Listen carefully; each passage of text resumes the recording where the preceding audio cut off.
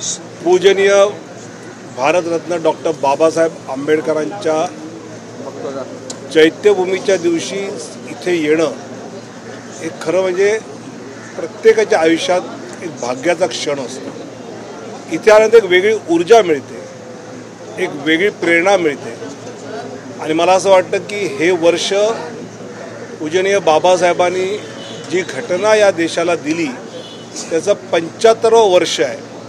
त्याचं एक वेगळं मला असं वाटतं की ही सगळी देशाची घटना जगामध्ये जो भारत देश त्याचं नाव ज्यामुळे चालतं की घटनेनुसार चालणारा देश, देशातली जगातली सर्वात मोठी लोकशाही ही सगळी त्या घटनेची देण आहे आणि त्याचं पूर्ण श्रेय हे महामानव पूजनीय डॉक्टर बाबासाहेबांना जातं।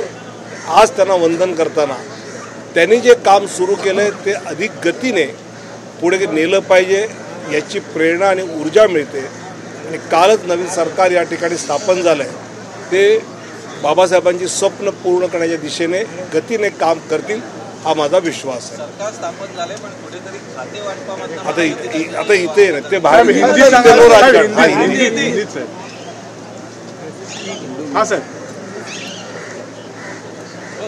भारतरत्न श्रद्धेय डॉक्टर बाबा साहेब भीमराव अंबेडकर जी 6 दिसंबर को उनके इस चैत्यभूमि पर दर्शन होना, उनको आदरांजलि देना, ये एक अलग ऊर्जा का स्रोत होता है। यह साल तो संविधान के 75वां साल है।